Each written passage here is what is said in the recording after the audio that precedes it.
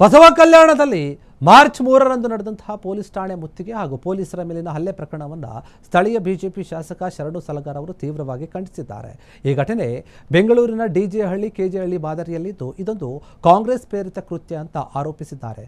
ಸುದ್ದಿಗೋಷ್ಠಿಯಲ್ಲಿ ಮಾತನಾಡಿದಂತಹ ಅವರು ಕೇವಲ 45 ನಿಮಿಷಗಳಲ್ಲಿ ಸಾವಿರಾರು ಸಂಖ್ಯೆಯಲ್ಲಿ ಜನ ಸೇರಿರುವುದು ಪೂರ್ವ ನಿಯೋಜಿತ ವಂಚನೆಯಾಗಿ ಕಾಣ್ತಾ ಇದೆ. ಇದು ಹಲ್ಲೆಗೊಳಗಾದಂಥವರು ಜೈ ಶ್ರೀರಾಮ್ ಅಂತ ಹೇಳಲು ಒತ್ತಾಯಿಸಿದ್ದಾರೆ ಅಂತ ಕೂಡ ಆರೋಪವನ್ನು ಮಾಡಿದರು. ಆದರೆ ಇದು ಸುಳ್ಳು ಹೇಳ್ತಾ ಇದ್ದಾರೆ. ಇವರು ಹಿಂದೂ ಯುವಕರು ಅಂತಹ ಕೃತ್ಯಗಳನ್ನು ಯಾವತ್ತೂ ಕೂಡ ಮಾಡೋಕ್ಕೆ ಸಾಧ್ಯ ಇಲ್ಲ.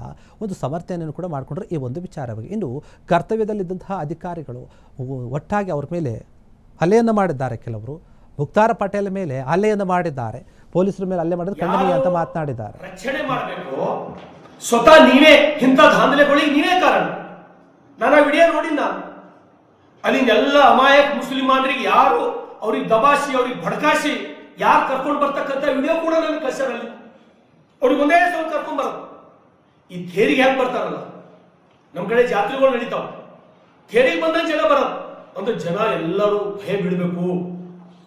ಇವ್ರೊಮ್ಮೆ ಇವ್ರ ಬಳಿ ಎಷ್ಟಪ್ಪ ಯೂನಿಟಿ ಅಂತ ಹೇಳಿ ಜನ ಇಡೀ ಬಸವ ಕಲ್ಯಾಣ ಜನ ಭಯದ ವಾತಾವರಣ ನಿರ್ಮಾಣ ಮಾಡಬೇಕು.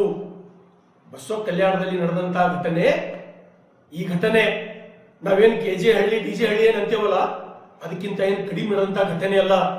ಇವತ್ತಿದು ಏನಾದ್ರೆ ಹತೋಟಿಗೆ ಬಂದದಂದ್ರ, ಇಷ್ಟು ಜಲ್ದಿ ವಾತಾವರಣ ತಿಳಿಯಾಗ್ಯದಂದ್ರ ಅದಕ್ಕೆ ನಾವು 100ಕ್ಕೆ 100 ನಮ್ಮ ಬೀದರ್ SP ಅವರಿಗೆ ನಾನು ಮತ್ತೊಂದು ಸಲ ಧನ್ಯವಾದ ಹೇಳ್ತೀನಿ.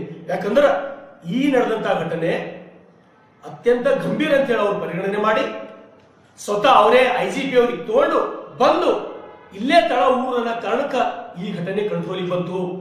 ಹಾಗಾಗಿ ದಯಮಾಡಿ ಇವ್ರು ಯಾರು A1 A2 A3 ಏನು ಆರೋಪಿಗಳು ಅಲ್ಲ, ಅವ್ರಿಗೆ ನಾನು ವಿನಂತಿಯನ್ನು ಮಾಡ್ತೇನೆ, ನೀವು ಈ ರೀತಿ ಕ್ಷಣ ಕ್ಷಣದ ಸುದ್ದಿಗಳಿಗಾಗಿ ಫ್ರೀಡಂ ಟಿವಿ ಸಬ್ಸ್ಕ್ರೈಬ್ ಮಾಡಿ, ಲೈಕ್ ಮಾಡಿ ಹಾಗೂ ಫಾಲೋ ಮಾಡಿ. ಹೊಸ ಸುದ್ದಿಗಳ ನೋಟಿಫಿಕೇಶನ್ಗಾಗಿ ಬೆಲ್ ಐಕಾನ್ ಮೇಲೆ ಕ್ಲಿಕ್ ಮಾಡಿ.